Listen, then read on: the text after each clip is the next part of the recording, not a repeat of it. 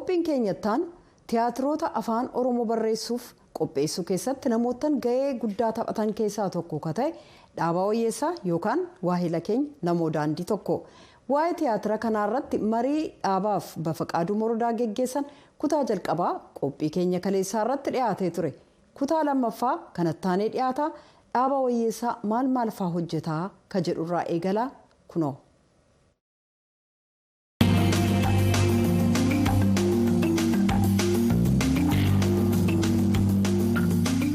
Meegara keetti nu fagaamu. Tiyaatira biyya sanaa keessatti Oromoo keessatti qooda fudhatteettaa jenneerra. Maal hojjette?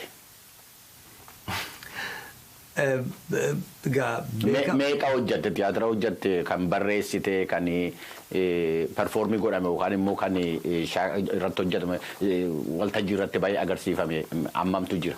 Gama dhoowwii gama tiyaatiraatiin jahan barreessee jaha keessaa 5 waltajjiitti dhiyaataniiru 4 biyya keessatti 1 biyya alaatti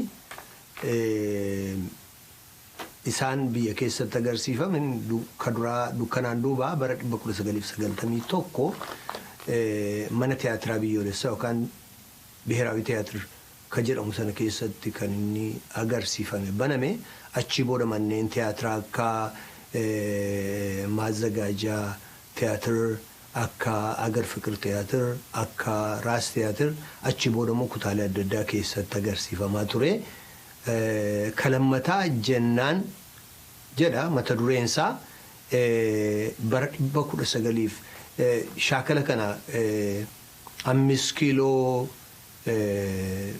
bakka kaampasii sana keessatti graduate studies bakka jedhutti shaakallee achi booda agarsiisuu jalqabne agar fikir tiyaatirii keessatti kun bara 1992 akka lakkoofsa Awurooppaatti innis agar fikirii fi raas tiyaatir bakka akkasitti agarsiifamaa ture galmawwan adda addaa keessatti achi booda immoo imimmaan kan jedhu bara 1993 kan baname innis mana tiyaatiraa biyyaalessaa yookaan naashinaal tiyaatirii keessatti baname agarsiifamaa ture boodas manneen tiyaatiraa adda addaa keessatti agarsiisne afraffaan biyya keessatti ka xumuraa jechuudha fuula dhokate ka jedhu kuni xiqqoo akka warra nu experimental theater jennu waan akkasiiti waan akka choral theater waan chorusii qabuuf waan adda addaa qabudha sanas akkasuma agar fikirii keessatti banne achi booda bakka adda addaatti yeroo gabaabaaf agarsiisne yeroon isaan dheeranne rakkoo adda addaa irraa kan ka'e sana booda shanaffaan eegan biyya keessatti barreessee garuu biyya alaa dhufee kutaa Minisootaa keessatti Minneapolis keessatti kan ofii koo qopheesse faana miillaa kan jedhu mixed blood theater kan Minneapolis keessa jirutti ummataaf agarsiisnee turre as Washington DC keessatti agarsiisnee turre kana jechuudha kan qophaa'e. Daawwattoota keenya kan amma hordofaa jirtanu marii tiyaatira irratti barreessaa keenya namoo daandiitii wajjiniin gochaa jirrudha. Namoon tiyaatira duwwaa miti kan inni barreesse namoonni yookaan dhaabaan kitaabota adda addaas qaba kanan yaadadhu godaannisaa fi gurraacha abbayyaa kan saatii kan inni raafadde jira karaa kitaabaatiin. Lakka maxxansan isaanuma kana lamaan isa fuuldura immoo fuulduratu beeka booddee nutti himta ta'a. Mee waan si gaafadha.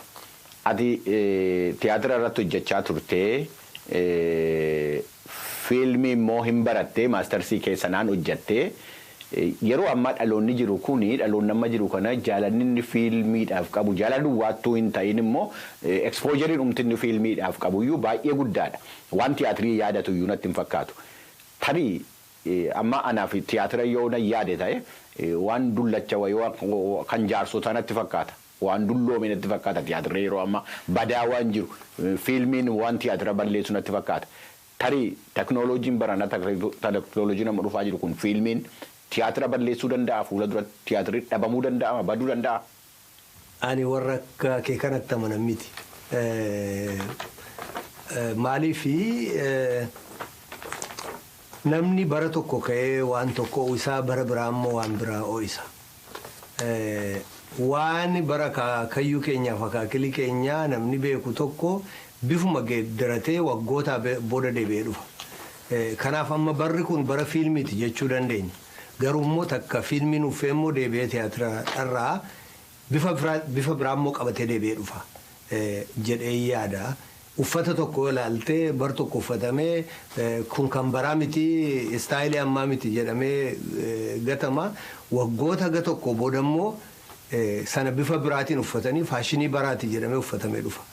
Gatii kanaaf namni waan akka tiyaatirii guddaa kana dhiisee irraanfatee gata jechuun danda'a. Garuu immoo akka isa duraa sanatti dhiyaataa inni jedhu gowwummaadha. Maaliif haalli inni itti deebi'ee dhufu, yeroon itti deebi'ee dhufu, yeroon itti deebi'ee babal'atu bifa biraa qabatee dhufa jechuudha.